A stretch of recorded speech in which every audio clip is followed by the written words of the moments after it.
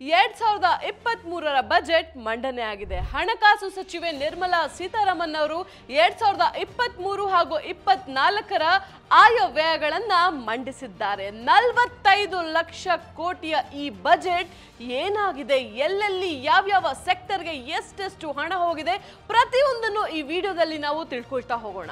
ಈ ಬಜೆಟ್ನಲ್ಲಿ ಕೃಷಿ, ರಕ್ಷಣೆ, ಕೈಗಾರಿಕಾ ವಲಯ ಹಾಗೂ ಶಿಕ್ಷಣ ಕ್ಷೇತ್ರಕ್ಕೆ ಆದ್ಯತೆಯನ್ನ ನೀಡಲಾಗಿದೆ. ನೇರ ತೆರಿಗೆದಾರರಿಗೆ ಒಂದಷ್ಟು ವಿನಾಯಿತಿ ಸಿಕ್ಕಿದ್ದು 5 ಟ್ಯಾಕ್ಸ್ ಸ್ಲ್ಯಾಬ್ಸ್ ನ ಮಾಡಲಾಗಿದೆ. ಹಾಗಾದ್ರೆ ಈ ಬಜೆಟ್ ಇಂದ ಯಾವೆಲ್ಲ ಪದಾರ್ಥಗಳ ಬೆಲೆ ಹೆಚ್ಚಾಗಿದೆ, ಯಾವೆಲ್ಲ ಪದಾರ್ಥಗಳ ಬೆಲೆ ಕಡಿಮೆ ಆಗಿದೆ, ನಮ್ಮ ದೇಶದ ರಕ್ಷಣಾ ವ್ಯವಸ್ಥೆಗೆ ಸಿಕ್ಕಿರುವಂತಹ ಬಜೆಟ್ ಎಷ್ಟು, ಪ್ರತಿಯೊಂದನ್ನು ಈ ವಿಡಿಯೋದಲ್ಲಿ ನಾವು ಡಿಸ್ಕಸ್ ಮಾಡ್ತಾ ಹೋಗೋಣ. ನಿನ್ನೆ ವಿಡಿಯೋದಲ್ಲಿ ನಾನು ನಿಮ್ಗೆ ಟ್ಯಾಕ್ಸ್ ಬಗ್ಗೆ ಹೇಳಿದೆ, ಪ್ರತಿಯೊಬ್ಬರಿಗೂ ಕೂಡ ಈಗಲೂ ಕನ್ಫ್ಯೂಷನ್ ಇದೆ. ಸೊ ಈ ವಿಡಿಯೋನ ಮಿಸ್ ಮಾಡದೆ ಕೊನೆವರೆಗೂ ನೋಡಿ, ನಿಮ್ಮ ಎಲ್ಲ ಕನ್ಫ್ಯೂಷನ್ಸ್ ಖಂಡಿತವಾಗ್ಲೂ ಕ್ಲಿಯರ್ ಆಗುತ್ತೆ. So friends, welcome to Freedom Money Kannada YouTube channel. ನಾನು ನಿಮ್ ಸೋನು.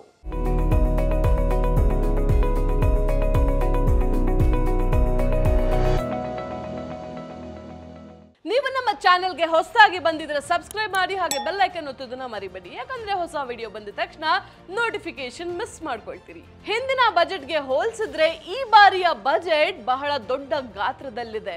ನಮ್ಮ ದೇಶದ ರಕ್ಷಣಾ ವಲಯಕ್ಕೆ ಸಿಂಹಪಾಲು ಸಿಕ್ಕಿದ್ರೆ ಕೃಷಿ, ಜವಳಿ, ಸಣ್ಣ ಕೈಗಾರಿಕೆ, ಔಷಧ ವಲಯ, ಆರೋಗ್ಯ ವಲಯಗಳಿಗೆ ಕೂಡ ಸಾಕಷ್ಟು ನೆರವು ಸಿಕ್ಕಿದೆ. ಓವರ್ ಆಲ್ ಬಜೆಟ್ ಏನೋ ಗೊತ್ತಾಯ್ತು, ಆದ್ರೆ ಸಾಮಾನ್ಯ ಜನರಿಗೆ ಏನು ಬೇಕು, ನಾನು ದಿನ ಏನ್ ಬಳಸ್ತೀನಿ ಮನೆಯಲ್ಲಿ, ಅದರ ಬೆಲೆ ಎಷ್ಟಾಯ್ತು, ಕಡಿಮೆ ಆಯ್ತಾ, ಜಾಸ್ತಿ ಆಯ್ತಾ, ಇದು ನಮಗ್ ಬೇಕಾಗತ್ತೆ. ಸೊ ಯಾವೆಲ್ಲ ವಸ್ತುಗಳ ಬೆಲೆ ಕಡಿಮೆ ಆಗಿದೆ ಅನ್ನೋದನ್ನ ನೋಡ್ತಾ ಹೋಗೋಣ. ಮೊಬೈಲ್ ಬಿಡಿ ಭಾಗಗಳು, ಎಲೆಕ್ಟ್ರಿಕ್ ವಾಹನ, ಲಿಥಿಯಂ ಅಯಾನ್ ಬ್ಯಾಟರಿಗಳು, ಕ್ಯಾಮ್ರಾ ಲೆನ್ಸ್ಗಳು, ಸೈಕಲ್, ಟಿವಿ, ಗ್ಲಿಸರಿನ್, ನೈಸರ್ಗಿಕ ಅನಿಲ, ದೇಶೀಯ ಸಮುದ್ರ ಆಹಾರೋತ್ಪನ್ನಗಳು, ಉದಾಹರಣೆಗೆ ಮೀನು, ಸೀಗಡಿ ಮುಂತಾದವು, ಈಥೈಲ್ ಆಲ್ಕೋಹಾಲ್ ನಂತಹ ವಸ್ತುಗಳ ಬೆಲೆ ಇಳಿಕೆಯಾಗಿದೆ. ಸೊ ಸದ್ಯಕ್ಕೆ ನಮ್ಮ ಹತ್ರ ಇರುವಂತಹ ಲಿಸ್ಟ್ ಅಲ್ಲಿ ಇಳಿಕೆಯಾಗಿರುವ ಒಂದು ಲಿಸ್ಟ್ ಇದಾಗಿದೆ. ಆದ್ರೆ ದುಬಾರಿ ಯಾವ್ದಾವ್ದಾಗಿದೆ ಅಂತ ನೋಡೋದಾದ್ರೆ ಖಂಡಿತವಾಗ್ಲೂ ಹೆಣ್ಮಕ್ಳು ಬಹಳಷ್ಟು ಬೇಜಾರು ಮಾಡ್ಕೊಳ್ತೀರಿ. ಯಾಕಂದ್ರೆ ಎಲ್ಲರೂ ಒಂದು ಆಸೆಯನ್ನ ಇಟ್ಕೊಂಡಿದ್ರಿ, ಚಿನ್ನದ ಬೆಲೆ ಸ್ವಲ್ಪ ಕಡಿಮೆ ಆದ್ರೆ ಸಾಕು, ನಾನು ಹೋಗಿ ಶಾಪಿಂಗ್ ಮಾಡೋಣ ಅಂತ. ಸೊ ಈ ಲಿಸ್ಟ್ ಯಾವ್ದಾವ್ದು ದುಬಾರಿ ಆಗಿದೆ ಅನ್ನೋದನ್ನ ನಾನು ನಿಮ್ಗೀಗ ತಿಳಿಸ್ಕೊಡ್ತಾ ಇದ್ದೀನಿ. ಎಲೆಕ್ಟ್ರಿಕ್ ಚಿಮ್ನಿ, ಚಿನ್ನ, ಪ್ಲಾಟಿನಂ, ಬೆಳ್ಳಿ, ತಾಮ್ರ, ಇಂಪೋರ್ಟೆಡ್ ರಬ್ಬರ್, ಸಿಗರೆಟ್ ಹಾಗೂ ತಂಬಾಕು ಉತ್ಪನ್ನಗಳು, ಬ್ರಾಂಡೆಡ್ ಬಟ್ಟೆಗಳು, ಪ್ರೈವೇಟ್ ಜೆಟ್, ಹೆಲಿಕಾಪ್ಟರ್, ಆಭರಣಗಳು, ಗ್ಲಾಸ್ ಪೇಪರ್ ಸೇರಿದಂತೆ ಇನ್ನಷ್ಟು ವಸ್ತುಗಳ ಬೆಲೆ ಏರಿಕೆಯಾಗಿದೆ. ಸೊ ಯಾವ ರೇಟ್ ಜಾಸ್ತಿ ಆಗಿದೆ, ಯಾವ ಪ್ರಾಡಕ್ಟ್ ನ ರೇಟ್ ಕಡಿಮೆ ಆಗಿದೆ ಅನ್ನೋದು ಗೊತ್ತಾಯ್ತು. ಆದ್ರೆ ಸ್ಯಾಲ್ರಿ ಪೀಪಲ್ ಏನನ್ನ ಯೋಚನೆ ಮಾಡ್ತೀವಿ, ಮಾರ್ಚ್ ಬಂದ್ರೆ ಸಾಕು ಟ್ಯಾಕ್ಸ್ ಟ್ಯಾಕ್ಸ್ ಟ್ಯಾಕ್ಸ್ ಅನ್ನೋದು ತಲೆಯಲ್ಲಿ ತುಂಬಿಕೊಂಡಿರುತ್ತೆ. ಆದ್ರೆ ಈ ಬಾರಿ ಒಂದು ಬಜೆಟ್ ಬಂದ್ಮೇಲೆ ಬಹಳಷ್ಟು ಕನ್ಫ್ಯೂಸಿಂಗ್ ಆಗಿತ್ತು. ಅಂದ್ರೆ 0 to 3 lakhs ಏನು ಕಟ್ಟೋ ಹಾಗಿಲ್ಲ, 3 to 6 lakh 5% ಅಂತ ಟ್ಯಾಕ್ಸ್ ಸ್ಲ್ಯಾಬ್ಸ್ ತೋರಿಸ್ತಾ ಇದೆ. ನೀವು ನೋಡಿದ್ರೆ ಮೇಡಮ್ 7 ಲಕ್ಷದವರೆಗೂ ನಿಮ್ಮ ಸ್ಯಾಲ್ರಿ ಇತ್ತು ಅಂತಂದ್ರೆ ಯಾವುದೇ ಟ್ಯಾಕ್ಸ್ ಅನ್ನ ಕಟ್ಟಬೇಕಾಗಿಲ್ಲ ಅಂತ ಹೇಳ್ತಿದ್ದೀರಾ ಅಂತ ಪ್ರತಿಯೊಬ್ರು ಕೂಡ ಕನ್ಫ್ಯೂಸ್ಡ್ ಆಗಿದ್ರಿ. ಕೆಲವೊಬ್ರು ಕೋಪ ಮಾಡ್ಕೊಂಡ್ರಿ, ಇನ್ನು ಕೆಲವರು ಇನ್ನೇನೋ ಫೀಲಿಂಗ್ಸ್ ಅಲ್ಲಿದ್ರಿ. ಆದ್ರೆ ಅಲ್ಲಿ ಒಂದು ಹಿಡನ್ ಟ್ಯಾಲೆಂಟ್ ಅನ್ನ ಯೂಸ್ ಮಾಡ್ಬೇಕಾಗುತ್ತೆ ನಾವು ಈ ಸದ್ಯಕ್ಕೆ ಕ್ಲಾರಿಟಿನ ಪಡ್ಕೊಳ್ಳೋದಕ್ಕೆ. ಸೊ ಕ್ಲಾರಿಟಿನ ನಾನು ನಿಮ್ಗೆ ಕೊಡ್ತಾ ಹೋಗ್ತೀನಿ. 7 ಲಕ್ಷದವರೆಗಿನ ಆದಾಯಕ್ಕೆ ನಾವು ಯಾವುದೇ ಟ್ಯಾಕ್ಸ್ ಅನ್ನ ಕಟ್ಟಬೇಕಾಗಿಲ್ಲ. ಇಲ್ಲಿ ನಿರ್ಮಲಾ ಸೀತಾರಾಮನ್ ಅವರು ಸ್ಪಷ್ಟವಾಗಿ ಹೇಳಿದೇನು ಅಂತಂದ್ರೆ, ಮುಂಚೆ ಇದ್ದಂತಹ ಆದಾಯ ತೆರಿಗೆ ಏನಿತ್ತು ಬೇಸಿಕ್ ಲಿಮಿಟ್ಸ್ 2.5 ಲಕ್ಷದಿಂದ 3 ಲಕ್ಷಕ್ಕೆ ಮಾಡಿದ್ರು. ಅದನ್ನೇ ಸಹ ಅವರು ಪ್ರಸ್ತಾಪ ಪಡಿಸಿದ್ರು. ಇದರ ಜೊತೆಗೆ ಮುಂಚೆ ಇದ್ದಂತಹ 5 ಲಕ್ಷ ಏನು ರಿಬೇಟ್ ಆಪ್ಷನ್ ಇತ್ತು, ಅದು ಈಗ 7 ಲಕ್ಷ ಆಗಬೇಕು ಅಂತ ಪ್ರಸ್ತಾಪ ಇಟ್ಟಿದ್ರು. ಅದೇ ಈಗ 7 ಲಕ್ಷ ಆಗಿರೋದು ಕೂಡ. ಸೊ 7 ಲಕ್ಷದವರೆಗೂ ನಾನೇನು ಟ್ಯಾಕ್ಸ್ ಕಟ್ಟಬೇಕಾಗಿಲ್ವಲ್ಲಪ್ಪ, ಮತ್ತಿದೇನು 3 to 6 lakh ಅಲ್ಲಿ 5% ಅಂತ ಕೇಳೋರ್ಗೆ ಒಂದು ಕ್ಯಾಲ್ಕುಲೇಷನ್ ನ ತೋರಿಸ್ತೀನಿ. ಅದ್ರ ಮುಂಚೆ ಒಂದು ವಿಷಯವನ್ನ ಹೇಳೋದಕ್ಕೆ ಇಷ್ಟಪಡ್ತೀನಿ. ಅಂದ್ರೆ ಉದಾಹರಣೆಗೆ ನಿಮ್ಮ ಸ್ಯಾಲ್ರಿ 12 ಲಕ್ಷ ಇದೆ ಅಂತ ಇಟ್ಕೊಳ್ಳಿ. 12 ಲಕ್ಷ ಇದೆ ಅಂತಂದ್ರೆ ಅಫ್ಕೋರ್ಸ್ 7 ಲಕ್ಷಕ್ಕಿಂತ ಜಾಸ್ತಿ ಆಯ್ತು ಅಲ್ವಾ ನಿಮ್ಮ ಸ್ಯಾಲ್ರಿ. ಸೊ ಎಲ್ಲ ಟ್ಯಾಕ್ಸ್ ಸ್ಲ್ಯಾಬ್ಸ್ 12 ಲಕ್ಷ ಎಲ್ಲಿವರೆಗೂ ನಿಮಗೆ ಕಾಣ್ತಾ ಇದೆಯೋ ಅಲ್ಲಿವರೆಗೂ ಅವಲಂಬಿತವಾಗುತ್ತೆ. ಸೊ ಮೊದಲನೇ ಟ್ಯಾಕ್ಸ್ ಸ್ಲ್ಯಾಬ್ ಏನಿದೆ 0 to 3 lakhs, ಇಲ್ಲಿ 0 ಇರುತ್ತೆ. 3 to 6 lakhs, ಇಲ್ಲಿ 3 ರಿಂದ 6ಕ್ಕೆ ಡಿಫ್ರೆನ್ಸ್ ಎಷ್ಟು, 3 ಲಕ್ಷ. ಹಾಗಾಗಿ ಫಸ್ಟ್ ಇಲ್ಲಿ ಟ್ಯಾಕ್ಸ್ ಸ್ಲ್ಯಾಬ್ ಏನಿದೆ ಇದು 3 ಲಕ್ಷ ಇಂಟು 5% ಈ ಮೊದಲನೇ ಟ್ಯಾಕ್ಸ್ ಸ್ಲ್ಯಾಬ್ ಪ್ರಕಾರ 15,000 ಆಗುತ್ತೆ. ಈಗ ನಿಮ್ಮ ಸ್ಯಾಲ್ರಿ 12 ಲಕ್ಷ ಆಗಿರೋದ್ರಿಂದ ಈ ಮತ್ತೊಂದು ಸ್ಲ್ಯಾಬ್ ಕೂಡ ಇಲ್ಲಿ ಅನ್ವಯವಾಗುತ್ತೆ. 6 to 9 lakhs. 6 to 9 lakhs ಅಲ್ಲಿ ಡಿಫರೆನ್ಸ್ ಎಷ್ಟು ಬರುತ್ತೆ? 3 ಲಕ್ಷ. ಸೊ 3 into 10%, 30,000 ಇದಾಗುತ್ತೆ. ನಿನ್ನ ಸ್ಯಾಲ್ರಿ 12 ಲಕ್ಷ. ಸೊ ಈ ಮತ್ತೊಂದು ಸ್ಲ್ಯಾಬ್ ಕೂಡ ನಿನಗೆ ಆಡ್ ಆಗುತ್ತೆ ಇಲ್ಲಿ. ಸೊ 9 ರಿಂದ 12 ಲಕ್ಷಕ್ಕೆ ಡಿಫರೆನ್ಸ್ ಎಷ್ಟು? 3 ಲಕ್ಷ. ಇಲ್ಲಿ ಇರ್ತಕ್ಕಂತಹ ಒಂದು ಸ್ಲ್ಯಾಬ್ ಎಷ್ಟು? 15%. ಸೊ 3 ಲಕ್ಷ ಇಂಟು 15%, 45,000 ಆಗುತ್ತೆ. ಸೊ ನೀವು ಇದೆಲ್ಲವನ್ನ ಆಡ್ ಮಾಡಿದ್ರೆ ಅಂದ್ರೆ 5% 15,000, 10% 30,000, 15% 45,000, ಒಟ್ಟು 90,000 ಆಗುತ್ತೆ. ಸೊ ಈ ಕ್ಯಾಲ್ಕುಲೇಷನ್ ನೋಡಿದ್ರಿ ಅಲ್ವಾ? ಈಗ ನಿಮ್ಗೆ ಅರ್ಥ ಆಗಿರುತ್ತೆ. ಅಂದ್ರೆ 7 ಲಕ್ಷದವರೆಗೂ ನಿಮ್ಮ ಆದಾಯ ಇದ್ದರೆ ನೀವು 1 ರೂಪಾಯಿನೂ ಟ್ಯಾಕ್ಸ್ ಕಟ್ಟಬೇಕಾಗಿಲ್ಲ. ಬಟ್ ನೀವು ಈ ಹೊಸ ರೆಜಿಮ್ಗೆ ಕನ್ವರ್ಟ್ ಆದ್ರೆ ಮಾತ್ರ. ಆದ್ರೆ ಇಲ್ಲಿ ಮತ್ತೊಂದು ವಿಷಯ ಏನು ಅಂತಂದ್ರೆ ಯಾವುದೇ ಡಿಡಕ್ಷನ್ಸ್ ಎಕ್ಸಂಪ್ಷನ್ಸ್ ಸಿಗೋದಿಲ್ಲ. ಅಂದ್ರೆ ನಾವು ಹೋಮ್ ಲೋನ್ ತಗೊಂಡಾಗ ಒಂದಷ್ಟು ಎಕ್ಸಂಪ್ಷನ್ಸ್ ತಗೊಳ್ತಾ ಇದ್ವಿ, ಅಥವಾ ಇನ್ನೆಲ್ಲೋ ಇನ್ವೆಸ್ಟ್ ಮಾಡಿ ಟ್ಯಾಕ್ಸ್ ಇಂದ ನಾವು ಉಳಿಸ್ತಾ ಇದ್ವಿ ದುಡ್ಡನ್ನ. ಅದು ಯಾವುದು ಇಲ್ಲಿ ಸಿಗಲ್ಲ. ಕೇವಲ ನಿಮಗೆ ಸ್ಟ್ರೇಟ್ ಕಟ್ ಆಫ್ ಆಗಿ ಒಂದು ಒಳ್ಳೆಯ ಆಪ್ಷನ್ ಇವ್ರು ಕೊಟ್ಟಿದ್ದಾರೆ ನಿಮ್ಮ ಟ್ಯಾಕ್ಸ್ ನ ಉಳಿಸ್ಕೊಳ್ಳೋದಕ್ಕೆ. ಆದ್ರೆ ಹಿಂದಿನ ಒಂದು ಟ್ಯಾಕ್ಸ್ ರೆಜಿಮ್ ಏನಿತ್ತು ಅಲ್ಲಿ ಹೆಚ್ಚಿನ ಟ್ಯಾಕ್ಸ್ ಕಟ್ತಾ ಇದ್ರಿ. ಆದ್ರೆ ಆ ಟ್ಯಾಕ್ಸ್ ನ ಉಳಿಸ್ಕೊಳ್ಳೋದಕ್ಕೆ ಅಂತ ಒಂದಷ್ಟು ಎಕ್ಸಂಪ್ಷನ್ಸ್ ಡಿಡಕ್ಷನ್ಸ್ ನ ಕೊಡ್ತಾ ಇದ್ರು. ಅಂದ್ರೆ home loan rate of interest ಅಲ್ಲಿ ಇರ್ಬೋದು, ಅಥವಾ ಕೆಲವೊಂದು ಇನ್ವೆಸ್ಟ್ಮೆಂಟ್ ಮಾಡಿ ಇರ್ಬೋದು. ಸೊ ಅದೆಲ್ಲ ನಮಗೆ ಓಲ್ಡ್ ರೆಜಿಮ್ ಅಲ್ಲಿ ಸಿಗ್ತಾ ಇತ್ತು. ಅದು ಈಗಲೂ ಕೂಡ ಓಲ್ಡ್ ರೆಜಿಮ್ ಅಲ್ಲಿ ಇದೆ. ಆದ್ರೆ ನೀವು ಹೊಸ ರೆಜಿಮ್ಗೆ ಆಪ್ಟ್ ಆದ್ರೆ ಖಂಡಿತವಾಗ್ಲೂ ಈ ATC, ATD ಯಾವುದೇ ಒಂದು ಎಕ್ಸಂಪ್ಷನ್ ನಿಮ್ಗೆ ಇಲ್ಲಿ ಸಿಗೋದಿಲ್ಲ. ಕೇವಲ ಸ್ಟ್ರೇಟ್ ಆಗಿ ಡಿಫಾಲ್ಟ್ ಆಗಿ ಆ ಒಂದು ಟ್ಯಾಕ್ಸಸ್ ಏನ್ ಪರ್ಸೆಂಟೇಜ್ ಇರುತ್ತೋ ಸ್ಲ್ಯಾಬ್ ಪ್ರಕಾರ ಆ ಒಂದು ಸ್ಲ್ಯಾಬ್ ನಿಮ್ಗೆ ಅಲ್ಲಿ ಅನ್ವಯವಾಗುತ್ತೆ. ಸೊ ನಮ್ಮ ವಿತ್ತ ಸಚಿವೆ ನಿರ್ಮಲಾ ಸೀತಾರಾಮನ್ ಕೂಡ ಇದನ್ನ ಹೇಳಿದ್ದು. ಅಂದ್ರೆ 9 ಲಕ್ಷ ಸ್ಯಾಲ್ರಿ ಇರ್ತಕ್ಕಂಥವ್ರು 45,000 ಟ್ಯಾಕ್ಸ್ ಅನ್ನ ಕಟ್ಟಬೇಕಾಗತ್ತೆ. 15 ಲಕ್ಷ ಸ್ಯಾಲ್ರಿ ಇದ್ದವರು 1.5 ಲಕ್ಷ ಟ್ಯಾಕ್ಸ್ ಅನ್ನ ಕಟ್ಟಬೇಕಾಗತ್ತೆ. 12 ಲಕ್ಷಕ್ಕೆ ಯಾಕೆ ಹೋಗ್ಬೇಕು? ನಾವು 9 ಲಕ್ಷ ಅಂತಾನೆ ಇಟ್ಕೊಳ್ಳೋಣ. ಅಂದ್ರೆ 7 ಲಕ್ಷಕ್ಕೆ ಮೇಲೆ ಇರ್ಬೇಕಲ್ಲ ಸ್ಯಾಲ್ರಿ. ಒಂದು 6-7 ವರ್ಷ ಕೆಲಸ ಮಾಡಿದ್ರೆ ಖಂಡಿತವಾಗ್ಲೂ ಈ ಒಂದು ಒಳ್ಳೆಯ ಪ್ಯಾಕೇಜ್ ಇರುತ್ತೆ. ಸೊ ಈ 9 ಲಕ್ಷದ ಪ್ಯಾಕೇಜ್ ಅಲ್ಲಿ ಯಾವೆಲ್ಲ ಟ್ಯಾಕ್ಸ್ ಸ್ಲ್ಯಾಬ್ ಬರುತ್ತೆ? 0 to 3 ನಿಲ್ಲಿರುತ್ತೆ. ಸೊ ಖಂಡಿತವಾಗ್ಲೂ ಇಲ್ಲಿ ನೀವೇನು ಕಟ್ಟಬೇಕಾಗಿಲ್ಲ. ಅಗೈನ್ 3 to 6ಗೆ ಎಷ್ಟು ಪರ್ಸೆಂಟ್ ಇದೆ? 5%. ಸೊ 3 lakhs into 5% ಬಂದು 15,000 ಆಗುತ್ತೆ. ನೆಕ್ಸ್ಟ್ ಅಗೈನ್ 6 to 9 ಏನಿದೆ ನಿಮ್ಮ ಆ ಒಂದು ಟ್ಯಾಕ್ಸ್ ಸ್ಲ್ಯಾಬ್ ಅಲ್ಲಿ ಎಷ್ಟು ಡಿಫರೆನ್ಸ್ ಇದೆ? 3 ಲಕ್ಷ. ಸೊ ಈ 3 ಲಕ್ಷಕ್ಕೆ ಮತ್ತೆ ಎಷ್ಟು ಪರ್ಸೆಂಟೇಜ್ ಇದೆ? 10%, 30,000. So 30,000 plus 15,000 is equal to 45,000. ಬಹುಶಃ ಈಗ ನಿಮ್ಗೆ ಅರ್ಥ ಆಗಿರುತ್ತೆ. ನಿನ್ನೆ ಬಹಳಷ್ಟು ಜನ ಕನ್ಫ್ಯೂಷನ್ ಅಲ್ಲಿದ್ರಿ. ನಾನು ಅದನ್ನ ಹೇಳಿದ್ದೆ ಕೂಡ. 7 ಲಕ್ಷಕ್ಕಿಂತ ಹೆಚ್ಚಾಗಿ ನಿಮ್ಮ ಆದಾಯ ಆದಾಗ ಮಾತ್ರ ಈ ಹೊಸ ಟ್ಯಾಕ್ಸ್ ಸ್ಲ್ಯಾಬ್ಸ್ ಅನ್ವಯವಾಗುತ್ತೆ ಅಂತ. ಅಂದ್ರೆ 7 ಲಕ್ಷದ 1 ರೂಪಾಯಿ ಆದ್ರೂ ನಿಮ್ಗೆ ಈ ಟ್ಯಾಕ್ಸ್ ಸ್ಲ್ಯಾಬ್ ಅನ್ವಯವಾಗುತ್ತೆ. 7.5 ಲಕ್ಷ ಆದ್ರೂ ನಿಮ್ಗೆ ಈ ಒಂದು ಟ್ಯಾಕ್ಸ್ ಸ್ಲ್ಯಾಬ್ ಅನ್ವಯವಾಗುತ್ತೆ.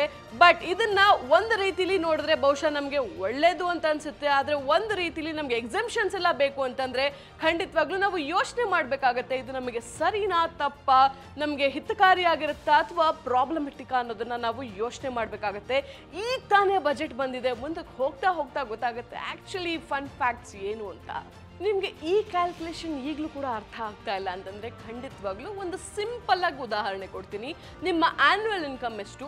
9 ಲಕ್ಷ ಇಂಟು 5% ಇಟ್ಕೊಳ್ಳಿ. ನೀವು ಮಿನಿಮಮ್ ನಮ್ಗೆ ಏನು ಕೊಟ್ಟಿದ್ರೆ ಆ 5% ಇಟ್ಕೊಂಡ್ರೆ 45,000 ಆಗುತ್ತೆ. ಸೊ ಇದು ಕ್ಲಾರಿಟಿ ನಿಮ್ಗೆ ಇಲ್ಲೇ ಸಿಕ್ಕಿದೆ. ಖಂಡಿತವಾಗ್ಲೂ ಇದನ್ನೇ ನಮ್ಮ ಸಚಿವೆ ನಿರ್ಮಲಾ ಸೀತಾರಾಮನ್ ಅವರು ಪ್ರಸ್ತಾಪ ಪಡಿಸಿದ್ದು ಕೂಡ. ಸೊ ನಮ್ಮ ಟ್ಯಾಕ್ಸ್ ಅಲ್ಲಿ ನಾವು ಏನೆಲ್ಲ ನೆನ್ಪಿಟ್ಕೊಳ್ಬೇಕು ಅಂತ ಒಂದು ಸಲ ರೀಕಾಲ್ ಮಾಡ್ಕೊಳ್ಳೋಣ. 2.5 ಲಕ್ಷ ಇದ್ದಂತಹ ಬೇಸಿಕ್ ಲಿಮಿಟ್ 3 ಲಕ್ಷ ಆಗಿದೆ. 5 ಲಕ್ಷ ಇದ್ದಂತಹ ಒಂದು ರಿಬೇಟ್ ಲಿಮಿಟ್ ಏನಿತ್ತು ಅದು ಈಗ 7 ಲಕ್ಷ ಆಗಿದೆ. ರಿಬೇಟ್ ಅಂದ್ರೆ ಏನು? ನೀವು ಮತ್ತೆ ನಿಮ್ಮ ಒಂದು ರೀಫಂಡ್ ಪಡ್ಕೊಳ್ಳೋದಕ್ಕೆ ಏನು ಒಂದು ಹಣವನ್ನ ಕ್ಲೇಮ್ ಮಾಡ್ತೀರಿ ಅದಕ್ಕೆ ರಿಬೇಟ್ ಅಂತ ಹೇಳ್ತಾರೆ. ಸೊ ಹಳೆಯ ರೆಜಿಮ್ ಪ್ರಕಾರ ನಿಮಗೆ ಎಕ್ಸಂಪ್ಷನ್ಸ್ ಡಿಡಕ್ಷನ್ ಸಿಗ್ತಾ ಇತ್ತು. ಆದರೆ ಹೊಸ ರೆಜಿಮಲ್ಲಿ ಈ ATC, ATD ಇದು ಯಾವುದೂ ಸಿಗೋದಿಲ್ಲ. ಸ್ಟ್ರೇಟ್ ಅವೇ ಏನು ನಮ್ಮ ಒಂದು ಕಟ್ ಆಫ್ ಇದೆಯೋ ಅದು ಖಂಡಿತವಾಗ್ಲೂ ನಾವಲ್ಲಿ ಗೌರ್ಮೆಂಟ್ಗೆ ಪೇ ಮಾಡಬೇಕಾಗುತ್ತೆ. ಸೊ ಇದು ಮೇಜರ್ ಆಗಿ ಚೇಂಜ್ ಆಗಿರುವಂತಹ ಟ್ಯಾಕ್ಸ್ ಸ್ಲ್ಯಾಬ್. ಸೊ ನೀವು ಯೋಚನೆ ಮಾಡ್ಬೋದು ನಿಮ್ಗೆ ಯಾವ್ದು ಬೆಸ್ಟ್ ಯಾವ್ದು ಬೇಡ ಅಂತ. ಆದರೆ ನಮ್ಮ ಫೈನಾನ್ಷಿಯಲ್ ಅಡ್ವೈಸರ್ಸ್ ಕೆಲವರು ಇದಾರಲ್ಲ ಅವ್ರು ಹೇಳ್ತಾ ಇರುವಂತಹ ಪ್ರಕಾರ ನೀವೇನಾದರೂ ಹೊಸ ಒಂದು ಟ್ಯಾಕ್ಸ್ ರೆಜಿಮ್ಗೆ ಆಪ್ಟ್ ಔಟ್ ಆದರೆ ಮತ್ತೆ ವಾಪಸ್ ಬರೋದು ಕಷ್ಟ ಅಂತ ಡಿಸ್ಕಷನ್ ನಡೀತಾ ಇದೆ. ಇದ್ರ ಬಗ್ಗೆ ಇನ್ನಷ್ಟು ಮಾಹಿತಿ ಬಹುಶಃ ನಮಗೆ ಇನ್ನೊಂದು 10-15 ದಿನದಲ್ಲಿ ಖಂಡಿತವಾಗ್ಲೂ ಸಿಗುತ್ತೆ. ಆಗ ಮತ್ತೊಂದು ವಿಡಿಯೋ ಖಂಡಿತವಾಗ್ಲೂ ನಾನು ನಿಮಗೋಸ್ಕರ ನಿಮ್ಮ ಎಲ್ಲ ಡೌಟ್ಸ್ನ ಕ್ಲಿಯರ್ ಮಾಡೋದಕ್ಕೆ ಅಂತ ಮಾಡ್ತೀನಿ. ಸೊ ಈಗ ಸದ್ಯಕ್ಕೆ ಯಾವ್ಯಾವ ಸೆಕ್ಟರ್ಗೆ ಎಷ್ಟೆಷ್ಟು ಹಣವನ್ನ ನಮ್ಮ ಸರ್ಕಾರದಿಂದ ಅಲಾಟ್ ಆಗಿದೆ ಅಂತ ಈಗ ನೋಡ್ತಾ ಹೋಗೋಣ. ಕೃಷಿ ಸೆಕ್ಟರ್ ಅಂದ್ರೆ ಅಗ್ರಿಕಲ್ಚರ್ ಸೆಕ್ಟರ್ಗೆ ಬಹಳ ಒತ್ತನ್ನ ನೀಡಲಾಗ್ತಾ ಇದೆ ಅಂತ ಈ ಬಜೆಟ್ ಅಲ್ಲಿ ನಾವು ಖಂಡಿತವಾಗ್ಲೂ ಗಮನಿಸಬಹುದು. ಕೃಷಿ ಸಾಲದ ಮೊತ್ತವನ್ನ 20 ಲಕ್ಷ ಕೋಟಿಗೆ ಏರಿಸುವ ಗುರಿಯನ್ನ ಈ ವರ್ಷ ಹಾಕಿಕೊಳ್ಳಲಾಗಿದೆ ಅಂತ ನಿರ್ಮಲಾ ಸೀತಾರಾಮನ್ ಅವರು ತಿಳಿಸಿದ್ದಾರೆ. ಕೃಷಿ ಸಾಲ ಅಂದ್ರೇನು? ರೈತರು ಕೃಷಿಗಾಗಿ, ಪಶುಸಂಗೋಪನೆಗಾಗಿ, ಕೃಷಿ ಉಪಕರಣಗಳ ಖರೀದಿಗೆ, ರಸಗೊಬ್ಬರ, ಬೀಜಗಳು, ಕೀಟನಾಶಕಗಳನ್ನ ಖರೀದಿ ಮಾಡೋದಕ್ಕೆ ಮಾಡುವ ಸಾಲಗಳು ಕೂಡ ಇದಕ್ಕೆ ಸೇರುತ್ತೆ. ಜಮೀನು ಖರೀದಿ, ಕೃಷಿ ಉಪಕರಣಗಳ ಖರೀದಿ, ಉತ್ಪನ್ನಗಳ ಸಂಗ್ರಹ ಮತ್ತು ಸಾಗಣೆ, ಬಿತ್ತನೆ, ಕಳೆ ಕೀಳೋದಕ್ಕೆ, ಭೂಮಿಯನ್ನ ಉಳೋದಕ್ಕೆ, ಭೂಮಿಯನ್ನ ಕಸಿ ಮಾಡೋದಕ್ಕೆ ಕೂಡ ತಗಲುವ ವೆಚ್ಚವನ್ನ ಇದಕ್ಕೆ ಸೇರಿಸಲಾಗುತ್ತೆ. 7% ಬಡ್ಡಿ ದರದಲ್ಲಿ ರೈತರಿಗೆ ಸಾಲ ಸಿಗುತ್ತೆ. ರೈತರಿಗೆ ಸೋಲಾರ್ ಪಂಪ್ ಸೆಟ್ಗಳ ಮೇಲೆ ಕೂಡ ಸಾಲ ಕೊಡೋದಕ್ಕೆ ಕೇಂದ್ರ ಸರ್ಕಾರ ನಿರ್ಧಾರ ಮಾಡಿದೆ. ಹಾಗೆ ಆ ಸಾಲವನ್ನ ಮರುಪಾವತಿ ಮಾಡುವ ಸಮಯ 10 ವರ್ಷಕ್ಕೆ ವಿಸ್ತರಿಸಲಾಗುತ್ತೆ. ರೈತರಿಗೆ ಕಡಿಮೆ ಬಡ್ಡಿಯಲ್ಲಿ ದೀರ್ಘಾವಧಿಯ ಸಾಲವನ್ನ ಕೊಡುತ್ತೆ ಅಂತ ಬಜೆಟ್ ತಿಳಿಸಿದೆ. ಇದೇ ರೀತಿ ನಾವು ನೋಡೋದಾಯ್ತು ಅಂತಂದ್ರೆ ರಸ್ತೆ ಹಾಗೂ ಹೆದ್ದಾರಿಗೆ 2.7 ಲಕ್ಷ ಕೋಟಿನ ಪ್ರಸ್ತಾಪ ಪಡಿಸಿದ್ದಾರೆ. ರೈಲ್ವೆಗೆ 2.41 ಲಕ್ಷ ಕೋಟಿ, ಆಹಾರ ಮತ್ತು ನಾಗರಿಕ ಪೂರೈಕೆಗೆ 2.6 ಲಕ್ಷ ಕೋಟಿ, ವಸತಿ ಯೋಜನೆಗೆ 1.96 ಲಕ್ಷ ಕೋಟಿ, ಗ್ರಾಮೀಣ ಅಭಿವೃದ್ಧಿಗೆ 1.6 ಲಕ್ಷ ಕೋಟಿ, ಕೃಷಿ ಹಾಗೂ ರೈತ ಕಲ್ಯಾಣಕ್ಕೆ 1.25 ಲಕ್ಷ ಕೋಟಿ, ದೂರ ಸಂಪರ್ಕಕ್ಕೆ 1.23 ಲಕ್ಷ ಕೋಟಿಯನ್ನ ಮೀಸಲಿಡಲಾಗಿದೆ. ಇಲ್ಲಿ 2.6 ಲಕ್ಷ ಕೋಟಿಗಳನ್ನ ಉಚಿತ ಆಹಾರ ಸರಬರಾಜು ಮತ್ತು ಪೌಷ್ಟಿಕಾಂಶಗಳನ್ನು ಹೆಚ್ಚಿಸುವ ಕಾರ್ಯಕ್ರಮಗಳಿಗೆ ವಿನಿಯೋಜಿಸಲಾಗುತ್ತೆ. ಪ್ರಧಾನಮಂತ್ರಿ ಆವಾಸ್ ಯೋಜನೆಗೆ 79,000 ಕೋಟಿಯನ್ನ ಮೀಸಲಿಡಲಾಗಿದೆ. ಇನ್ನು ರಕ್ಷಣೆಯ ವಿಷಯಕ್ಕೆ ಬರೋದಾದ್ರೆ 5.95 ಲಕ್ಷ ಕೋಟಿ ರೂಪಾಯಿಯನ್ನ ಮೀಸಲಿಡಲಾಗಿದೆ. ಅದರಲ್ಲಿ 4.25 ಲಕ್ಷ ಕೋಟಿಯಷ್ಟು ಹಣ ಸಂಬಳ ಹಾಗೂ ಪೆನ್ಷನ್ಗೆ ವಿನಿಯೋಗ ಆದ್ರೆ ಇನ್ನುಳಿದ ಹಣ ಭಾರತದ ರಕ್ಷಣೆಗೆ, ಆಯುಧಗಳ ಖರೀದಿಗೆ, ಸೇನೆಯನ್ನ ಆಧುನೀಕರಣಗೊಳಿಸೋದಕ್ಕೆ ಬಳಕೆಯಾಗಲಿದೆ. 2.41 ಲಕ್ಷ ಕೋಟಿಯನ್ನ ರೈಲ್ವೆ ಇಲಾಖೆಗೆ ಕೊಡಲಾಗಿದ್ದು, ಈ ಹಣವನ್ನ ರೈಲು ಹಳಿಗಳ ಉನ್ನತೀಕರಣ, ಎಲೆಕ್ಟ್ರಿಫಿಕೇಶನ್, ಹೊಸ ರೈಲು ಮಾರ್ಗಗಳು ಹಾಗೂ ಹೊಸ ರೈಲು ಸಂಚಾರಕ್ಕೆ ಬಳಸಲಾಗುತ್ತೆ ಅಂತ ಹೇಳಲಾಗ್ತಾ ಇದೆ. ರೈಲ್ವೆಗೆ ಸರ್ಕಾರ ಇಷ್ಟೊಂದು ಒತ್ತು ಕೊಡ್ತಾ ಇದೆ ಅಂತ ನೋಡಿದ್ರೆ ವಂದೇ ಭಾರತ್ ನಂತಹ ರೈಲುಗಳು ಇನ್ನ ಜಾಸ್ತಿ ಆಗುತ್ತೆ ಅನ್ನೋದ್ರಲ್ಲಿ ಸಂದೇಹವೇ ಇಲ್ಲ.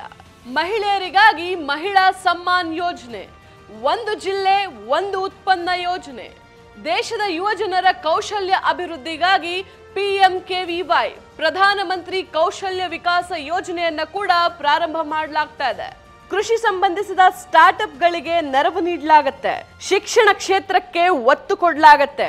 ಬುಡಕಟ್ಟು ಜನಾಂಗಗಳ ಮಕ್ಕಳ ವಿದ್ಯಾಭ್ಯಾಸಕ್ಕಾಗಿ ನಿರ್ಮಾಣವಾದ ಏಕಲವ್ಯ ಶಾಲೆಯ ಸಂಖ್ಯೆಯನ್ನ ಹೆಚ್ಚಿಸಲಾಗ್ತಾ ಇದೆ. 38,800 ಮಂದಿ ಶಿಕ್ಷಕರನ್ನ ನೇಮಕ ಮಾಡುವ ಮೂಲಕ ಶಾಲೆಯ ಶಿಕ್ಷಣದ ಗುಣಮಟ್ಟವನ್ನ ಕೂಡ ಹೆಚ್ಚಿಸಲಾಗ್ತಾ ಇದೆ. ಕರೋನಾದಲ್ಲಿ ಸಿಕ್ಕಂತಹ ಒಂದು ಎಕ್ಸ್ಪೀರಿಯನ್ಸ್ ಇಂದ ಎಚ್ಚೆತ್ಕೊಂಡಿದೀವಿ ಅಂತಂದ್ರೆ ಖಂಡಿತವಾಗ್ಲೂ ಸುಳ್ಳಾಗೋದಿಲ್ಲ. ಈ ಒಂದು ಕಾರಣಕ್ಕೇನೆ 150 ನರ್ಸಿಂಗ್ ಕಾಲೇಜ್ಗಳನ್ನ ಕೂಡ ಹೊಸದಾಗಿ ಪ್ರಾರಂಭ ಮಾಡ್ತಾ ಇದ್ದಾರೆ. ನಮ್ಮ ದೇಶದ 3 ಟಾಪ್ ಎಜುಕೇಶನ್ ಸೆಂಟರ್ ಅಲ್ಲಿ ಆರ್ಟಿಫಿಷಿಯಲ್ ಇಂಟೆಲಿಜೆನ್ಸ್ ನ ಎಕ್ಸಲೆನ್ಸ್ ಡಿಪಾರ್ಟ್ಮೆಂಟ್ ನ ಸ್ಥಾಪಿಸಲಾಗ್ತಾ ಇದೆ. 5G ಸರ್ವಿಸ್ ನ ಬಳಸಿಕೊಂಡು ಕಾರ್ಯನಿರ್ವಹಿಸುವ 100 ಲ್ಯಾಬ್ಸ್ ನ ವಿವಿಧ ಇಂಜಿನಿಯರಿಂಗ್ ಕಾಲೇಜ್ ನ ಸ್ಥಾಪಿಸಲಾಗುತ್ತೆ. ಇದು ಯೂನಿಯನ್ ಬಜೆಟ್ ಆಯ್ತು. ಓವರ್ ಆಲ್ ನಮ್ಮ ದೇಶದಲ್ಲಿ ಯಾರ್ಯಾರಿಗೆ ಏನೇನ್ ಸಿಕ್ಕಿದೆ ಅಂತ ತಿಳಿಸ್ಕೊಟ್ರಿ. ನಮ್ಮ ಕರ್ನಾಟಕದ ಕಥೆ ಏನು ಸ್ವಾಮಿ ಅಂತ ಕೇಳೋರ್ಗೆ ಭದ್ರಾ ಮೇಲ್ದಂಡ ಯೋಜನೆ ಖಂಡಿತವಾಗ್ಲೂ ಒಂದು ಸಿಹಿ ಸುದ್ದಿ ಅಂತಾನೆ ಹೇಳ್ಬೋದು. ಯಾಕಂದ್ರೆ ಈ ಒಂದು ಯೋಜನೆಗೆ 5,300 ಕೋಟಿ ರೂಪಾಯಿಯನ್ನ ಮೀಸಲಿಡಲಾಗ್ತಾ ಇದೆ. ಈ ಪ್ರಾಜೆಕ್ಟ್ ನ ಮೂಲಕ ಬರ ನಿರ್ವಹಣೆ ಸಾಧ್ಯವಾಗುತ್ತೆ. ಭದ್ರಾ ಮೇಲ್ದಂಡ ಯೋಜನೆ ಪೂರ್ಣವಾಗೋದ್ರಿಂದ ಬಯಲು ಸೀಮೆಗೆ ಒಂದಷ್ಟು ನೀರು ಹರಿಸ್ತಾರೆ ಅಂತ ನಾವು ತಿಳ್ಕೊಳ್ಬಹುದು. ಜೊತೆಗೆ ಚಿಕ್ಕಮಗಳೂರು, ಚಿತ್ರದುರ್ಗ, ದಾವಣಗೆರೆ, ತುಮಕೂರು ಜಿಲ್ಲೆಗಳು 5.5 ಲಕ್ಷಕ್ಕೂ ಹೆಚ್ಚು ಎಕರೆಯ ಭೂಮಿಗೆ ನೀರುಣಿಸ್ತೀವಿ ಅಂತ ಹೇಳ್ತಾ ಇದ್ದಾರೆ. ಇಂಪೋರ್ಟ್ ಎಕ್ಸ್ಪೋರ್ಟ್ ಡ್ಯೂಟಿಯಲ್ಲಿ ಕೂಡ ಬದಲಾವಣೆ ಆಗಿದೆ. ಜವಳಿ, ಕೃಷಿ ಕ್ಷೇತ್ರದ ವಸ್ತುಗಳ ಮೇಲಿನ ಶುಲ್ಕವನ್ನ ಶೇಕಡ 21ರಿಂದ ಶೇಕಡ 13ಕ್ಕೆ ಇಳಿಸಿದ್ದು, ಭಾರತದಲ್ಲಿ ಗಾರ್ಮೆಂಟ್ಸ್ ಹಾಗೂ ಕೈಮಗ್ಗಗಳಿಗೆ ಇದರಿಂದ ಸಾಕಷ್ಟು ಬೆಂಬಲ ಸಿಗುತ್ತೆ. ಸೊ ಇಷ್ಟು ಹೈಲೈಟ್ಸ್ ಏನಿತ್ತು, ಸದ್ಯಕ್ಕೆ ಸಿಕ್ಕಿರುವಂತ ಕ್ಲಾರಿಟಿ ಈ ವಿಡಿಯೋದಲ್ಲಿ ನಾನು ನಿಮಗೆ ತಿಳಿಸ್ಕೊಟ್ಟಿದ್ದೀನಿ. ಮನೇಲಿ ಇರ್ತಕ್ಕಂಥ ಹೆಂಗಸರು ಕೇಳ್ಬೋದು, ಮೇಡಮ್ ಸಿಲಿಂಡರ್ ಬೆಲೆ ಏನು ಮ್ಯಾಮ್ ಅಂತ. ಯಾಕಂದ್ರೆ ನನಗೆ ನೆನಪಿರೋ ಪ್ರಕಾರ 650-700 ಕೊಡ್ತಾ ಇದ್ವಿ, ಈಗ 1000 ಚಿಲ್ಲರೆ ಕೊಡ್ತಿದೀವಿ. ಇನ್ನ ಮುಂದಕ್ಕೆ ಏನು ಕೊಡ್ತೀವೋ ಗೊತ್ತಿಲ್ಲ.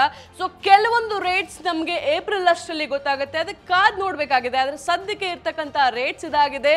ನೀವು ನಿಮ್ಮ ಟ್ಯಾಕ್ಸ್ ರಿಜಿಮ್ ಒನ್ನಲ್ಲೇ ಇರ್ತೀರಾ ಅಥವಾ ಈಗಿಂದಕ್ಕೆ ಸ್ವಿಚ್ ಆಗ್ತೀರಾ ಅನ್ನೋದನ್ನ ನೀವು ನಿಮ್ಮ ಒಂದು ಲೈಫ್ ಸ್ಟೈಲ್ಗೆ ನೋಡ್ಕೊಂಡು ಖಂಡಿತವಾಗ್ಲೂ ನೀವು ಡಿಸೈಡ್ ಮಾಡ್ಬೋದು.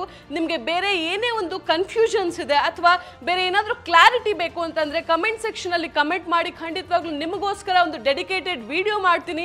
ಏನಾದರೂ ಎಲಾಬರೇಟೆಡ್ ಸ್ಟೋರಿ ಇತ್ತು ಅಂದ್ರೆ ಅಥವಾ ಒನ್ ವರ್ಡ್ ಆಗಿತ್ತು ಅಂದ್ರೆ ಖಂಡಿತವಾಗ್ಲೂ ಅಲ್ಲಿ ನಾನು ನಿಮಗೆ ರಿಪ್ಲೈ ಮಾಡ್ತೀನಿ.